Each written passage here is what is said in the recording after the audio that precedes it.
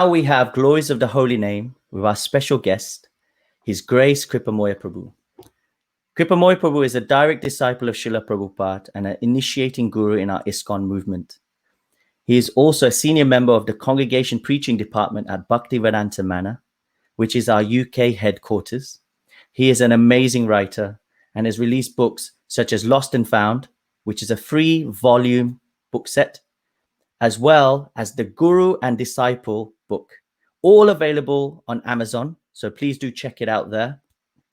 As a Brahmana, he has conducted many traditional Indian weddings and other life passage ceremonies for the benefit of the society he serves. He has also helped organize ISKCON European Leaders Conventions, an annual convention of Vaishnavas from 20 countries coming together. If you'd like to know more about him, then please check out his website, www.kripamoya.com. Now, this session is going to be, as you know, live. We are also having Q&A. So please do check it out. If you want to ask a question, go to our Facebook page, which is the Kirtan Ministry Facebook page, or check us out on ISKCON Desire Tree YouTube page.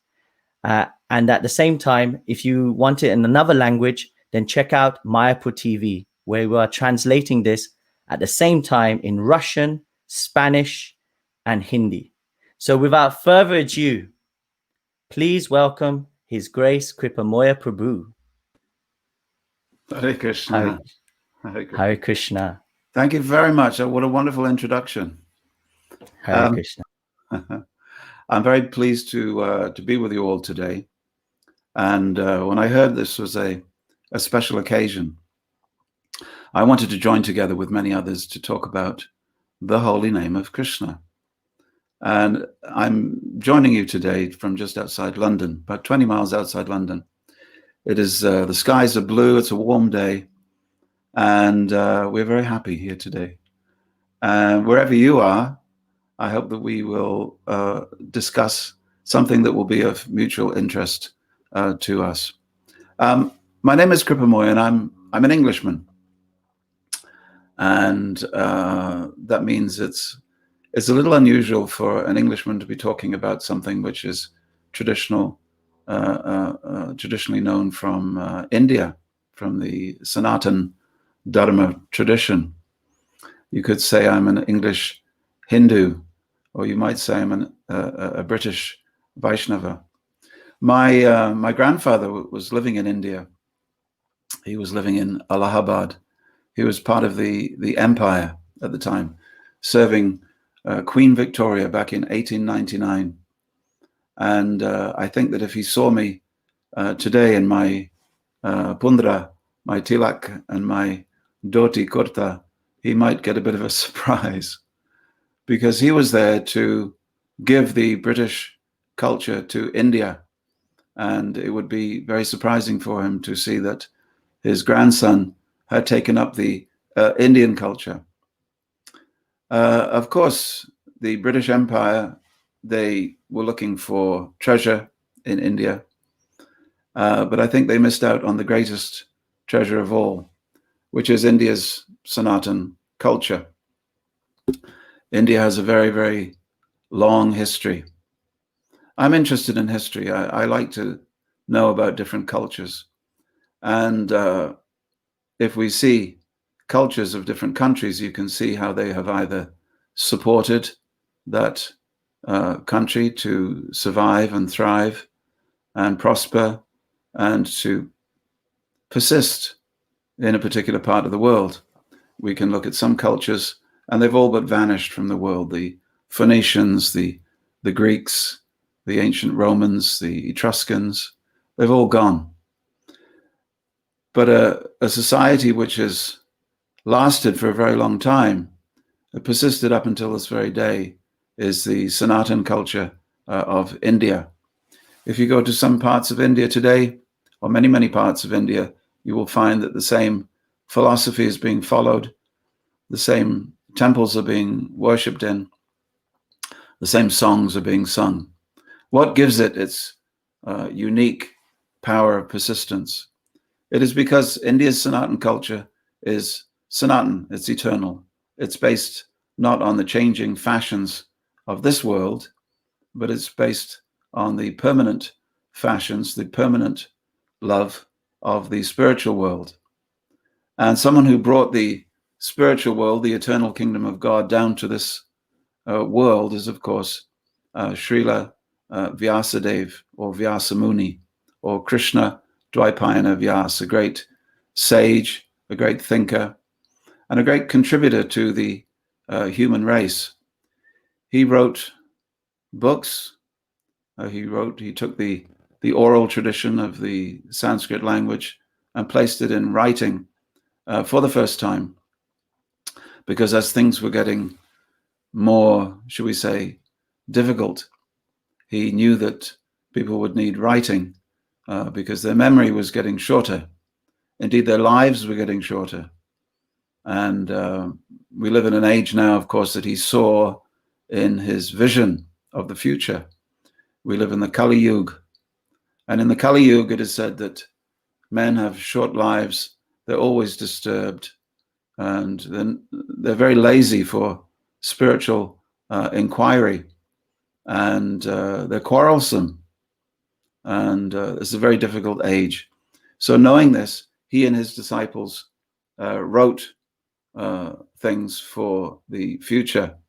First, there was the Vedas, compiling the Vedas, and then Vedanta Sutra, Mahabharata, and then came a moment of despondency where he thought he'd finished his task.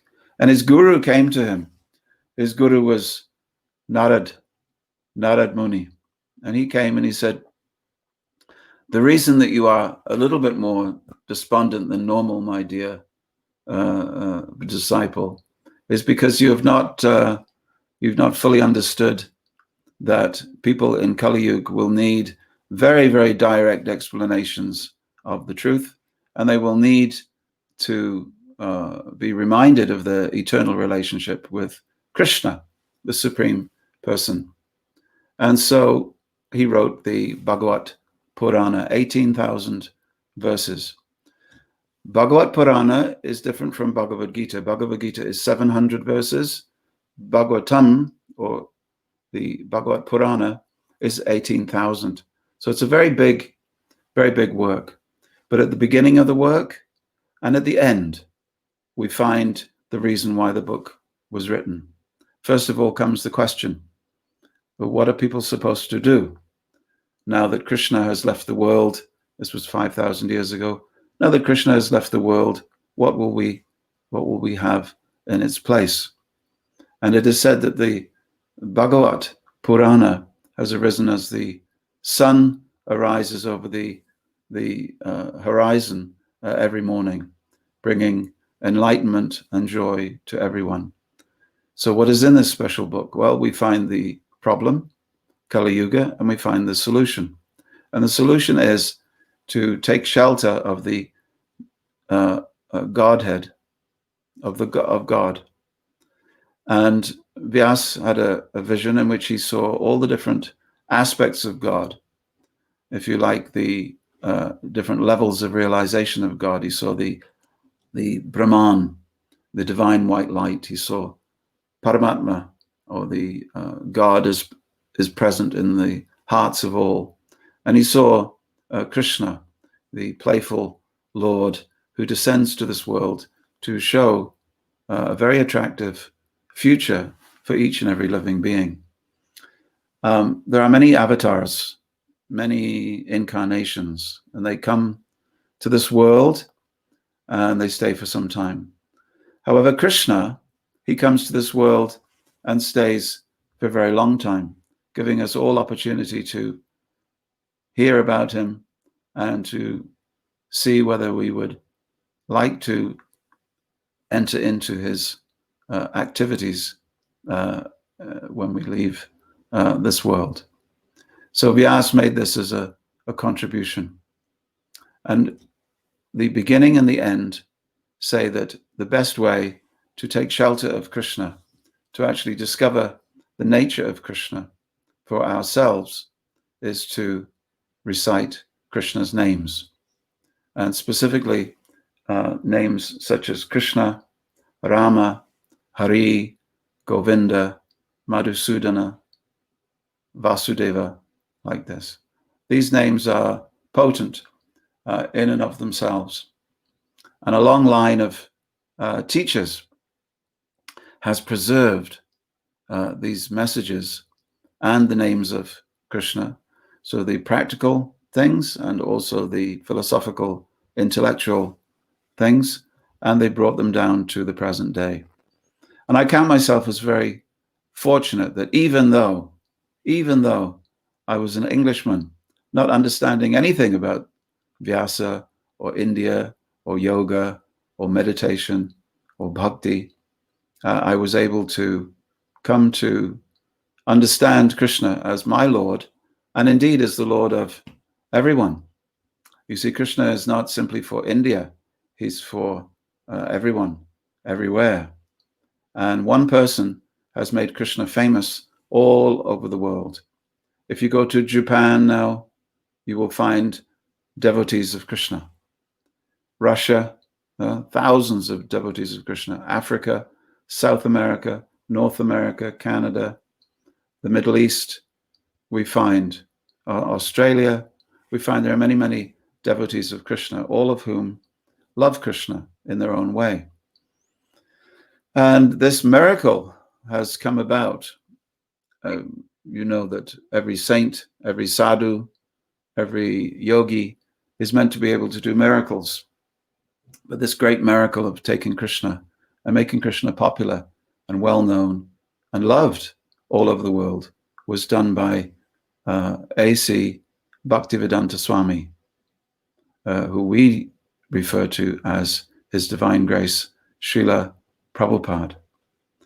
And his story, although you may have heard his story before, it bears repetition.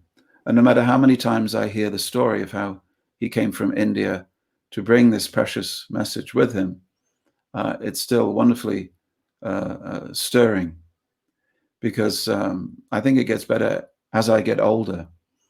I am now 63, and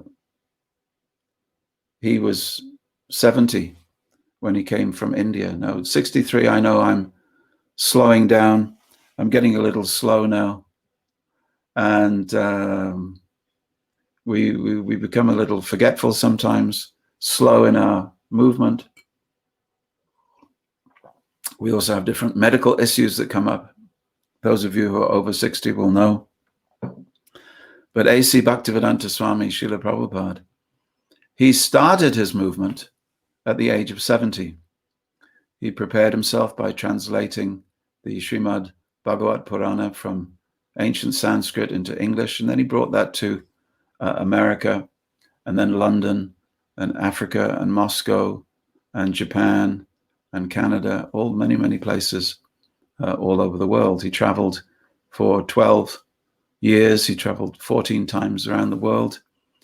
And with great passion and great compassion, he was very mercifully sharing what he had with others. And so in America, they recently produced one book, and it was a description of people who had become successful in their lives after the age of 60. And of course, sometimes people invent something.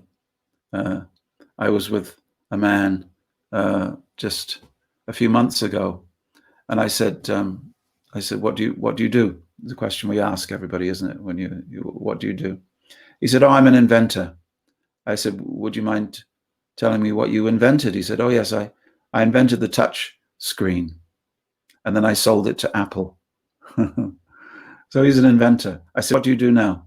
He said, oh, I do yoga. And those people have worked very hard. They do yoga. So maybe yoga is what we should aim for. And this is the message of Prabhupada. Working so hard is good, but the ultimate aim of life is yoga, understanding where you came from and where you can go to. And so he did this in his old age, and he came to America. But he had amazing faith that one day he would see that his message was taken up by many thousands of people all over the world. And so, of course, in America, he came in 1965. And in 1966, he was able to open up a small shop, and not for selling any commodities, but for selling, if you like, the holy name of Krishna.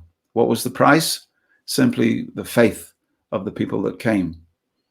And when he had spoken to them from Bhagavad Gita and helped them to understand who is Krishna and introduced them to the singing of the names of Krishna in the form of the Maha Mantra, which goes like this: Hare Krishna, Krishna Krishna, Hare Hare, Hare Rama, Rama Rama, Hare Hare. He was he then invited them to come down the street to sing outdoors for the benefit of the public. And this is an amazing thing. Here were young Americans taking to something which was traditionally from India, but embracing it wholeheartedly and making it their own. So he went to Washington Square Park. That's the park at the end of the Fifth Avenue, very famous avenue in New York City. And then he went to a smaller park called Tompkins Square Park. And if you know about what happened there, he would sit and he would sing just with a small pair of kartals. These are karatalas, like this. And they make a very nice sound. He would play these, or he had someone lend him a small African bongo drum, and he would play that. And for 3 hours they would, and the boys and girls would sing and dance. And you know, many people came over to see what was happening. And the crowds would gather. Some people would stay. Some people would stay and go. But there was a local ice cream man. He saw the crowds developing, and he thought he would come to sell ice creams. He saw a business opportunity.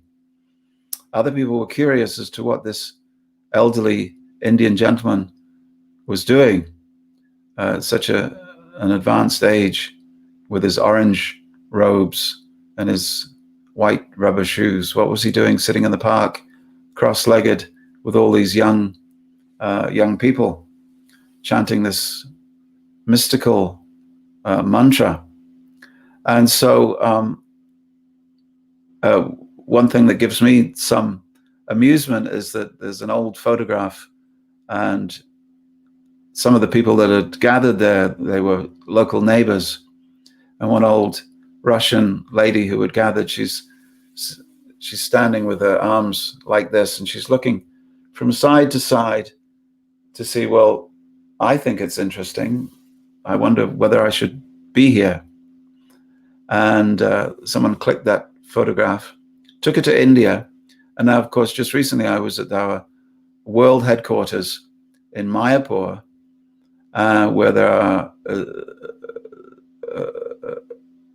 commemoration of this historic event in the form of a waxworks. So statues, life-size statues. And this lady, Russian lady with her headscarf, she's standing like this, looking like this. She has been immortalized in a statue as part of the scene, the historic scene of Prabhupada introducing the Hare Krishna mantra to the West. And I think two things is very strange, that she never realized that she's now in a beautiful display in India. And also she gained a certain immortality, you could say. She's been seen now by thousands of people, just by dint of the fact that she stayed and she listened. And it's sort of analogous that anyone who came and stayed and listened to Srila Prabhupada regained their immortality by understanding his message that you are not the body. The body is simply a vehicle, but you are the soul within the body. And just as the body needs to eat, So the soul needs food. So this mantra, this Hare Krishna, Hare Rama mantra, is food for the soul. So eat, sing, dance, and rejoice, because you've regained your spiritual position. When they needed philosophy, he taught them from the Bhagavad Gita. This is the original Bhagavad Gita. This is from 1968, but it is the original Bhagavad Gita. And one gentleman came over, and he was a record producer. So he saw lots of young people, and they were listening and they were singing. And he said, maybe I could make a record. So a couple of days later, he went over and he asked the Swami, can I make a record? And of course, the Swami said yes. And this is from 1966. This is the original record that he made. And you can see here, I'll just try and show it here. It's got Radha and Krishna on the front, of course. There we are, Radha and Krishna on the front. And on the back, of course, we have A.C. Bhaktivedanta Swami with the Maha Mantra at the top here, just by my finger. Hare Krishna, Krishna Krishna, Hare Hare, Hare Rama, Rama Rama, Hare Hare. Now, in America in those days, there were, some swamis and gurus. And since that time, in the 70s and 80s and 90s, there have been swamis and different people visiting from India.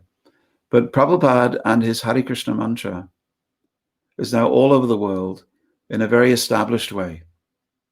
He arrived in America with no money, but you can see in India there's at least 200 major temples and centers that you can go to, and hundreds more all around the world, at least 1,000 centers. So we may ask, why is it so popular and why is it so successful? And because I'm speaking, I would say that the name of Krishna is all attractive. I was very attracted when I was young. I met Prabhupada when I was just 17 years of age in 1974, and I became his disciple just a few months later. Disciple means you make a commitment. Swami was at the Bhaktivedanta Manor, the house given to him by George Harrison of the Beatles. Beatles were a pop group in the 1960s. They'd got one of those records that I've just showed you, and they wanted to meet him, and they gave a house. So I was staying at that house, and Prabhupada was there, and he was giving a class, and he looked around the room and he said, you have had many thousands of lifetimes before this. You will have many thousands of lives in the future. He said, but I ask you, just give this one life to Krishna. It is only a short life, but give it to Krishna and you will be happy. And so at that moment, I decided, yes, let me do this. Let me give this one short life to Krishna. And I'm still singing Hare Krishna. And I met the devotees, of course. In England, we had a musical television program which was called Top of the Pops, and the Maha Mantra, devotees singing with George Harrison, was broadcast, and many of us who were school children heard it. And my friends one time went into a room and they were chanting Hare Krishna. I said, what are you doing? They said, we're chanting for ecstasy. I said, oh, did it work? They said, no. I said, how long do you have to chant for? They said, well, we chanted for a long time. We chanted for 1 minute. So to chant a mantra and expect to have something coming as a result, you have to give some time. So Prabhupada's message was very simple. He said, you get up 1 hour earlier every morning. You'll feel better for it. And before breakfast, you just chant this mantra. Hare Krishna, Krishna Krishna, Hare Hare, Hare Rama, Rama Rama, Hare Hare. Only 3 words arranged in different ways. Hare, Krishna, and Rama.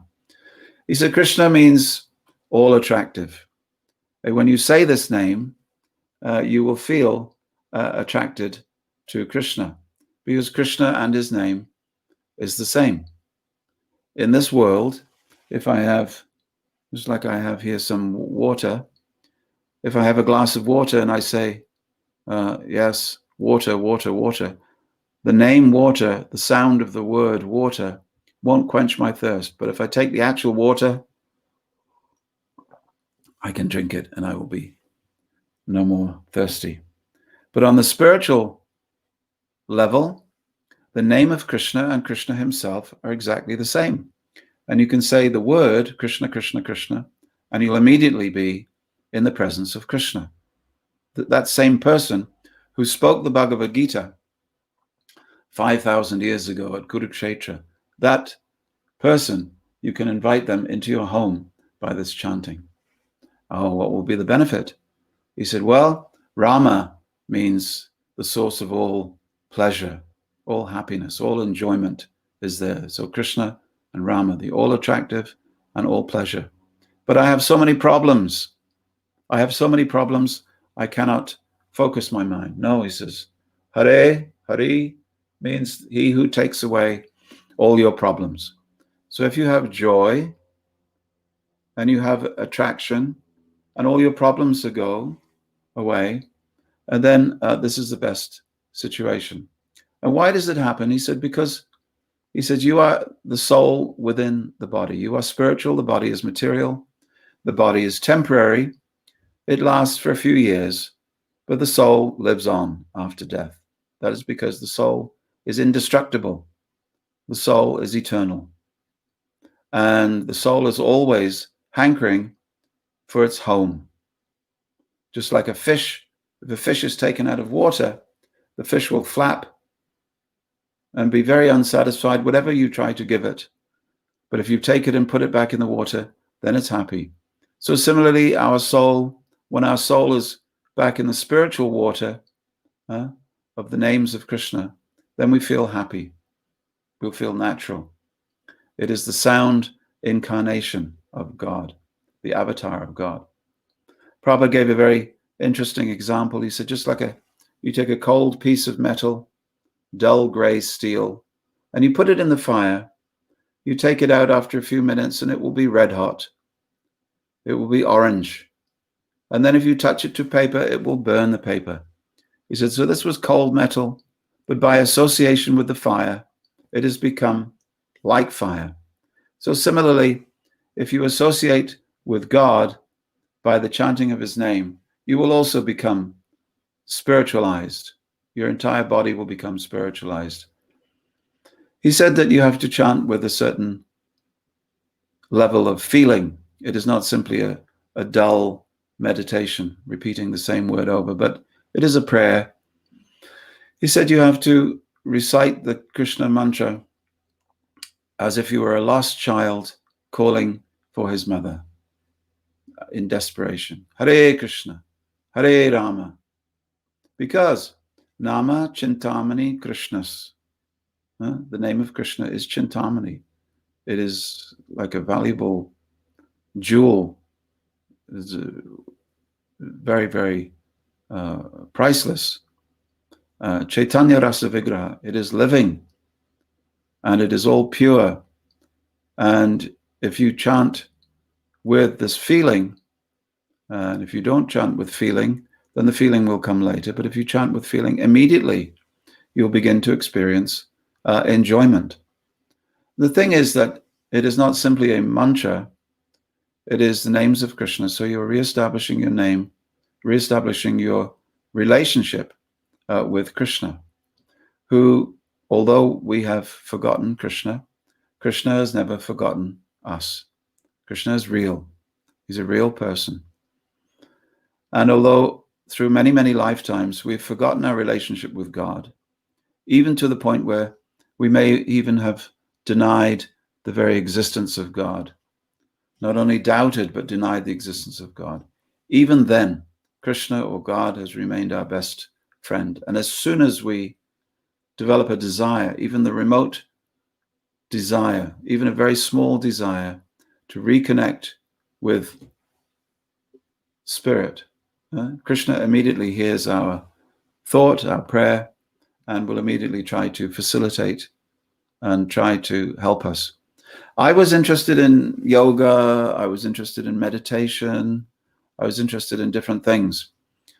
I was interested in music, and I would go to music festivals, and occasionally, off in the distance, I would see these figures dressed in orange. I didn't know who they were or what they believed in. And then again, I saw them, and then again, I saw them. And I thought they were everywhere, because in my world, I was seeing them everywhere. But it was just Krishna facilitating my ongoing development. And eventually, on the third occasion, I spoke to them. And today I am here as a result of the wonderful, compassionate act of reaching out to me and helping me understand the message of Krishna. So if Krishna likes you, if Krishna loves you, if Krishna is willing to remember you after so many lifetimes, if he's immediately willing to be with you in your heart and in your home, simply if you chant his name, don't you think that Krishna is a wonderful person to make your friend? And ultimately, of course, Krishna is our best friend. And it must be said, and we live in sad times where no home has not been touched by this terrible pandemic that's with us. By God's grace, it'll be over soon. But everybody's been touched in some way by losing relatives or friends. And it has been brought to our notice in a very strong way that we are here for a very short time. So that being the case, we should make some arrangement for our permanent happiness. And Prabhupada made a request. He said, why don't you try it?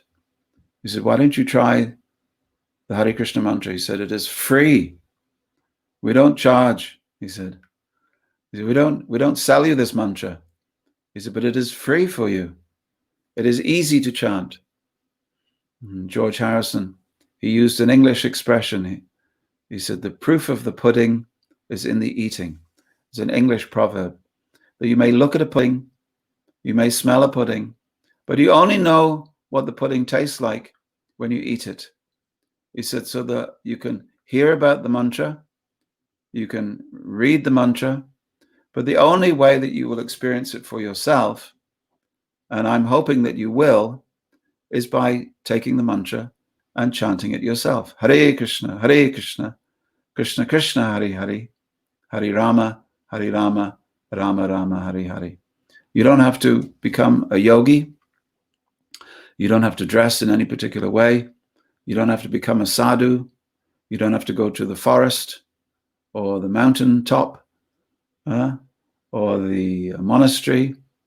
You don't have to lose all your friends, but just add the chanting of Hare Krishna to your life. And believe me, please believe me, hand on heart, you will see a change take place in your life. Prabhupada said, if you do 4 things, just do 4 things only: your life, your family, your career, your relationships, you will be changed. He said, and you'll be prosperous also. It is not that, you worship Krishna. I know many people think that if I worship Krishna, I will lose all my money. If I worship Shiva, I will gain all my money. If I worship Ganesh, all good progress will be mine. But if I worship Krishna, that is very difficult. I might lose. He's Hari. He might take my business, my family, everything away. No, don't think like that. Actually, Krishna gives. And if you want riches in this world, Krishna will also give that. Of course, I'm telling you that there is much more enjoyment to be had from spirituality than materiality. But if that's what you want, Krishna will even give that. He says, Akama sarvakamo va mokshakama udariti. Whatever you want, you come to Krishna, Krishna will provide for you. So the life of being a devotee of Krishna is very simple. We simply chant. And I have these This is a bag in which I keep my beads. It is an Indian bag. I keep my elephants in there. But I have 108 beads. 108 beads. These are made of the wood of the tulsi tree, tulsi mala. And using these fingers, we sing Hare Krishna, Krishna Krishna, Hare Hare, while rolling the beads. You see, I'm rolling the beads in front. Rama Rama, Hare Hare, Hare Krishna, Krishna Krishna, Hare Hare, Hare Rama, Rama Rama, Hare Hare. Go all the way around, and that takes about 7 or 8 minutes in the beginning, and you'll immediately feel a difference in your life. Is there anything else? Well, I showed you the Bhagavad Gita. Bhagavad Gita is a wonderful book. It's only 700 verses, but it is like the condensed, it's like Shrikand. You know, you have milk and you have yogurt, and then you have Shrikand, which is condensed nectar. So if you like Shrikand, you like Bhagavad Gita. And you read that book, chant on the beads. And if you take the food that you have in your home, and it should be free from violence. So please try to be vegetarian if you can. No meat, no fish, no eggs. If you make this one sacrifice in your life, everything will come. And if you take that food and place it on your little shrine, little altar, where you keep a picture of Krishna, then Krishna will bless the food and you can eat it as prasad. These 4 things will revolutionize your life. It's worked for me, and I'm English, and we're very stubborn to learn anything from India. But it is something that has transformed my life and the life of my family. I'm a grandfather now, father of 3, grandfather of 2. And I have so many friends who have been enlightened and really transformed by this chanting. So please do take it up. I know you will enjoy it. And if you already do it, then let us commune together as we chant all over the world, in Japan, in Russia, South Africa, South America, North Africa, North America, Australia, Indonesia, all over the world, even in Iceland, even in Alaska. There are Eskimos who chant Hare Krishna. I used to live in Africa, and even in the African village, straw huts, they have a picture. If I go this way, behind me, you will see a picture of Krishna's incarnation as Chaitanya, the golden incarnation. And these pictures, even you can find them in African huts. So thank you very, very much. It's been wonderful just being able to speak to you today. I can't see you, but I know that you can see me. But if you're there, let me know. And if there's any question that you want to ask me, I'm always able to at least write you a reply. Thank you very much. Hare Krishna. Thank you so much, His Grace Kripamoya Prabhu, for coming on and giving that amazing class, the Glories of the Holy Name. We've had some questions coming in. Some have come online, some have come offline. So I'll be starting with some of the online questions. So I've had a very nice question come up from Palika Gopi Devidasi. She says, how can I perceive him listening to me? So I believe she's meaning Krishna. How, when she's chanting, how can she perceive that Krishna is listening to her? A very good question, because we need to know that God is there. We cannot see God, we can't touch him, we can't smell him, we can't hear him. So how do we know? What is the first level of understanding that God is there? He's listening to me. I'm sitting in my room, but he is with me. He is as close as my own heartbeat. But how do I perceive that? So the first level, Palika Gopi, is that you will find that you have a distinct pleasure in chanting Hare Krishna. And it's a distinct pleasure, and you will know that Krishna is listening, because you will feel that pleasure as a reciprocation from Krishna, because it is internal, and you'll know that these internal feelings They just come from, they're not, nothing that you have done, nothing that you can make the arrangement for. And it will come as a surprise to you. And when it does, Krishna also gives, as well as the pleasure, he gives you also illumination so that you know that that pleasure has come from him. So that's the first level. And the next levels are, we become closer and closer, and the different feelings manifest. Fantastic. Thank you so much. I've got somebody else that's on the same type of wavelength, just being very open. Really, thank you. I want to say to Sachin 108. He's joining us on our ISKCON Desire Tree channel. He says, Hare Krishna. Sachinandra Krishna Das here. Why does Sri Krishna take so long to reciprocate with us when we are sincerely trying to chant?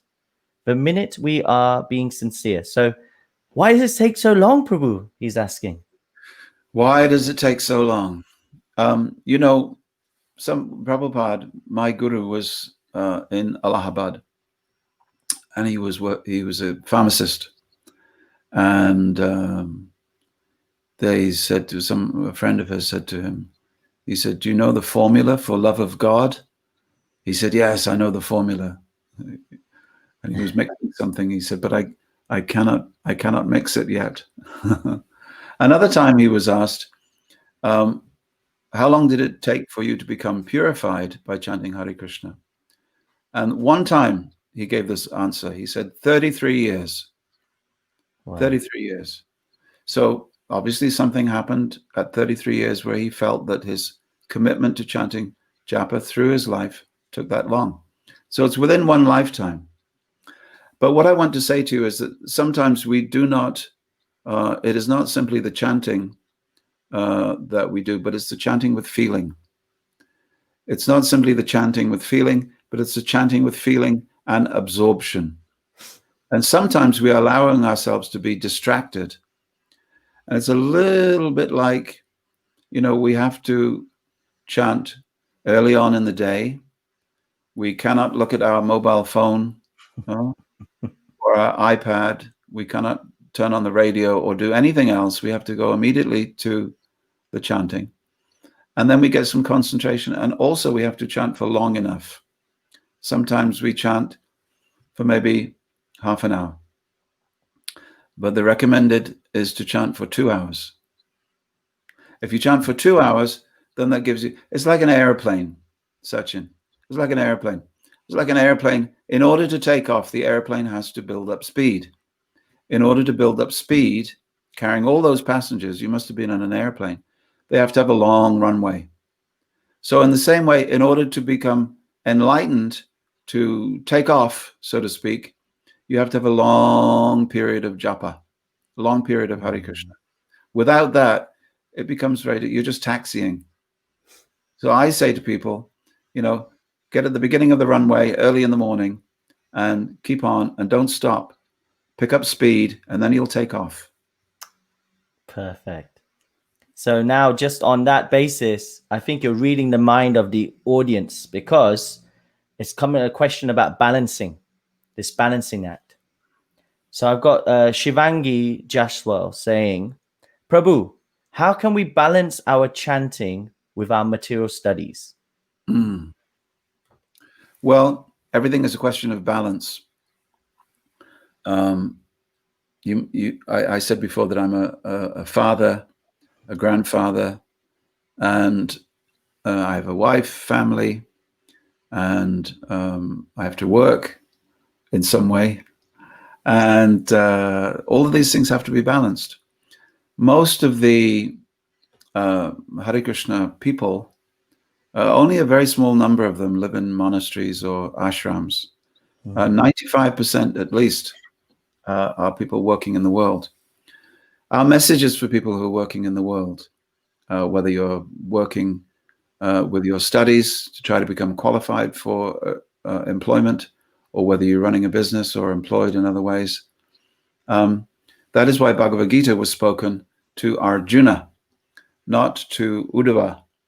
Uddhava was another friend of Krishna, but he got a chance to be peaceful. Arjuna was a fighter.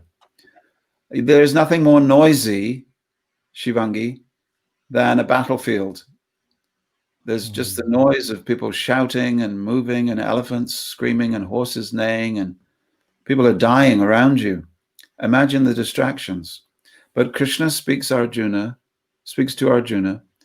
in that situation so that none of us, Shivangi, can complain that my life is so distracting. I've got so many responsibilities that I just can't focus.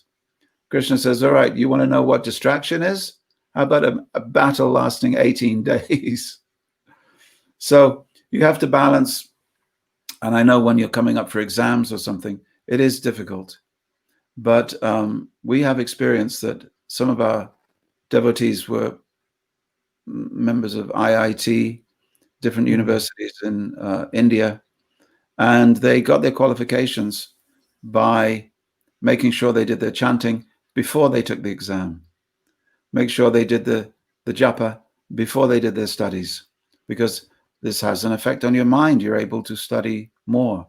So don't think that the studies are taking away from your japa. Do the japa, make time, and the studies will flow. Believe me. Perfect. Amazing. Amazing. And I've had some feedback coming back. Palika, who you answered, she goes, wonderful explanation, Prabhuji. I'm so thankful to you. And also, I can see Helena Brown has just said regarding the chanting, Prabhupada did say it's a gradual process, so keep trying. So Yes. Thank you for that. It's really great. And then also Sachin Anda, you were speaking to before, his question, he said, Jai, beautiful. Thank you, Prabhuji. So Yes. I've got this many questions coming. So I'm going to just first go through some of these. So let's start with Shitalangi Radha. She says, Hare Krishna Prabhuji, how can I understand I am improving in chanting? Well, it's when you like to chant. If you look at your bead bag or your beads, and you look at them and you think, what are they? What am I supposed to do with them? And you feel, oh no, I have to chant. I have to chant. Then you know that, your mind is in control of your thoughts. However, if your intelligence is in control of your thoughts, you will remember, yes, I understand that this is good for me. This is pure. It is like A.C. Bhaktivedanta Swami said that he said there's a difference between the culture of India and the culture of the West. He said India, it is like one of those Ayurvedic sweets, an Ayurvedic sweet. And if you take it for medicine, he said it doesn't taste nice. It tastes like medicine all the way through. But there is some honey in the middle. He said, so it is poison to begin, nectar at the end. He said, but Western culture, you want your nectar at the beginning, but I'm afraid that there is poison at the end. So in our Krishna consciousness, we try to see that it is difficult for me, but difficult means the medicine is going to do its job. And at the end, there will be honey. So no honey in the beginning, but medicine first. So when you can develop the discipline to understand that when you look at your beads, you may not want to, but you overcome that. And then you know that you're improving in your chanting. And finally, the third stage is when you begin chanting and you actually feel some relief. You actually feel, I didn't want to, but now that I've started, I'm really enjoying this. And if you can chant for longer periods, then you know that you've become attracted and attached to chanting. And if it gets easier to chant, then you know that you're improving. There we go. Look at the systematic process that we're hearing from His Grace Kripamoya Prabhu. Thank you so much for that. And please take notes, everybody. And we're going to go on to that, still on staying on that practical level. We've got Akshay Dand. He's asked two questions. They're both related. So I'm going to just bring them both up one after the other. And if you can please answer that. So he says, I go to sleep listening to Hare Krishna Kirtan. Is that fine?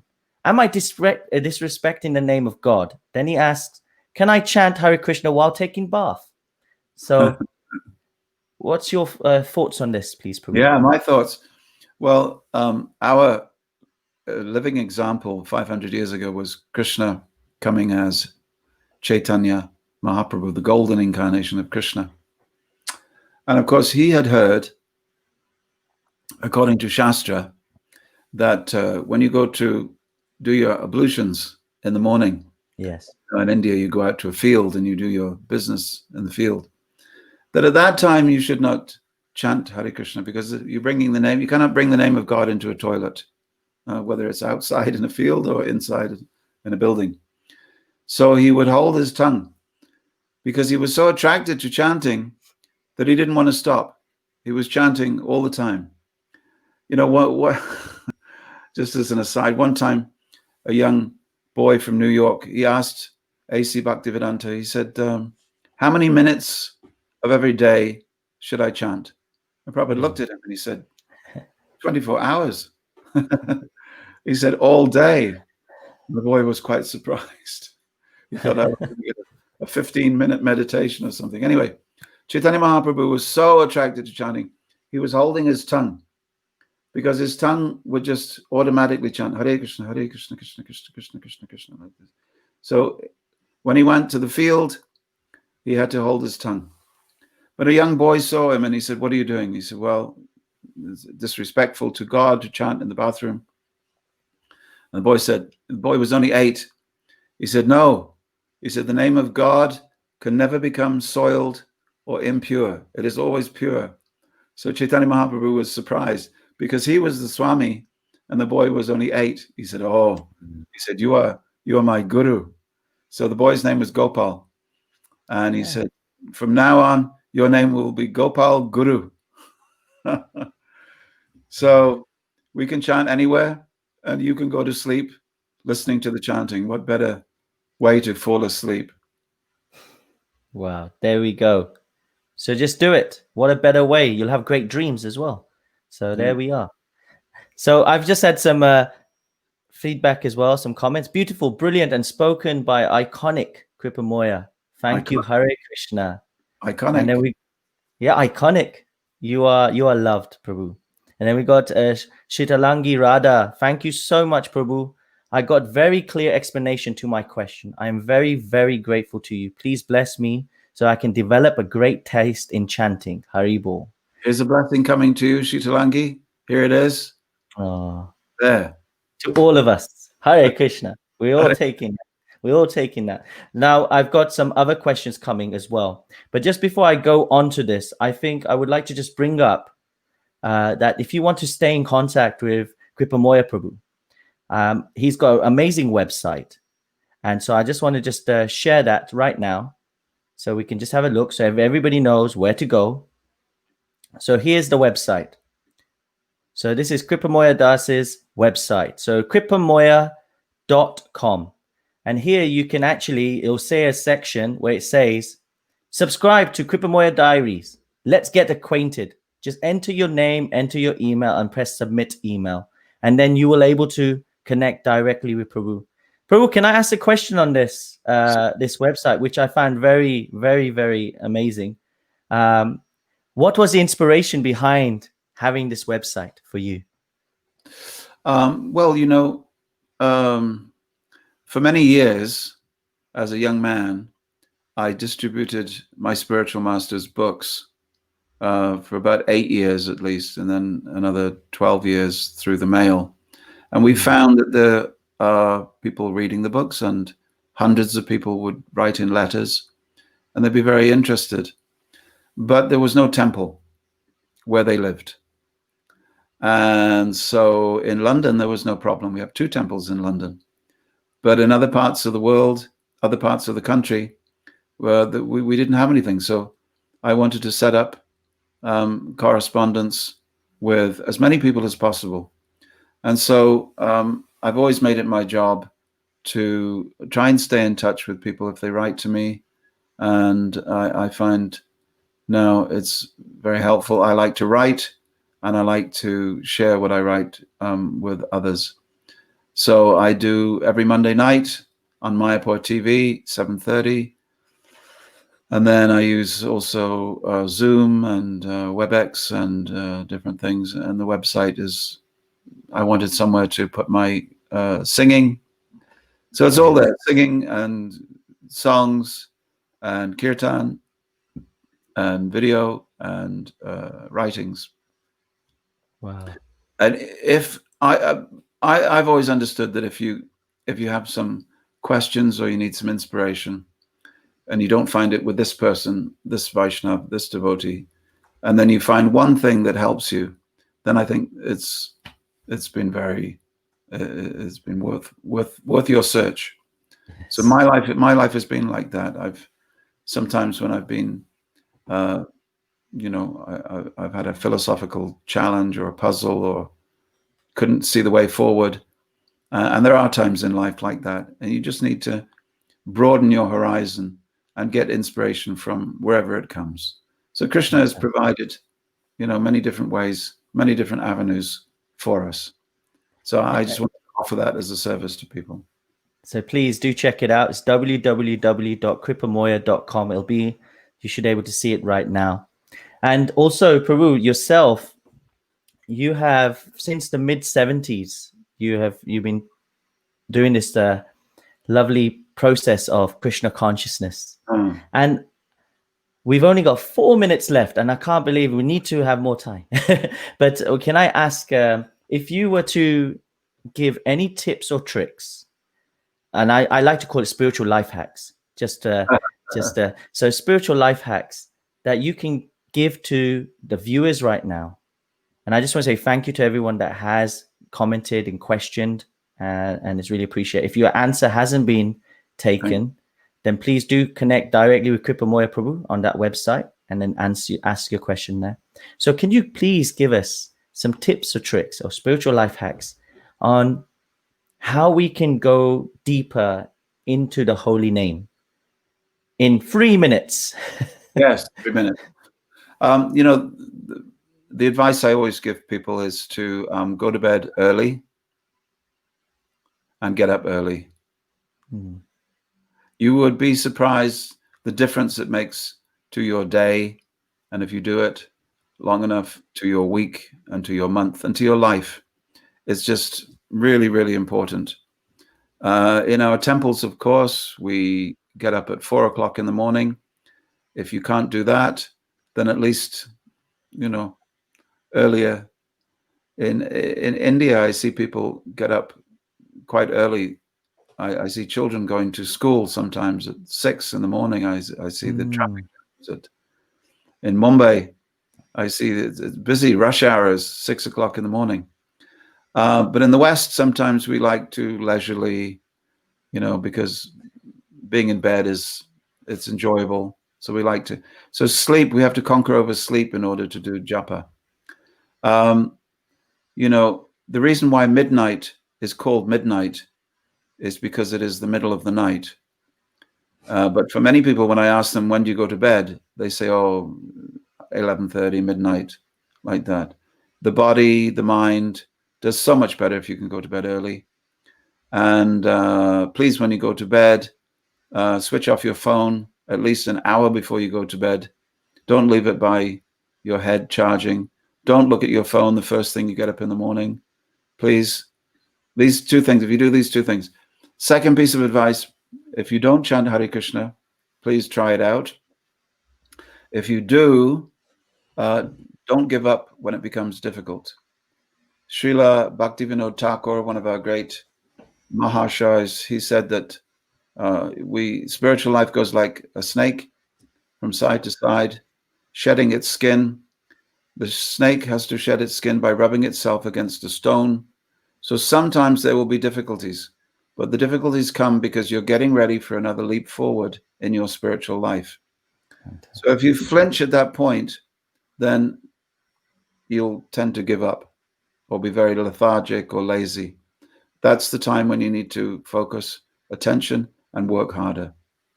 Fantastic. All blessings to you. Hare Krishna. Thank you so much. What amazing gems we have got out today. Really appreciate that. And thank you for everybody for joining. Please join us as well tomorrow. We'll be starting from 5 p.m. IST to 9 p.m. IST, and we have an amazing lineup. For more information, check out our Kirtan Ministry website. You can check us out on also our Facebook page, which is ISKCON Kirtan Ministry. And for more info, for any realizations, do share them with us. And I just want to say thank you from the bottom of my heart to His Grace Kripamoya Prabhu for coming on today. And Hare Krishna to you. Thank you, and we'll see you soon. Thank you very much. Thank you as all Japa champions, Hare Krishna champions. Hare Krishna.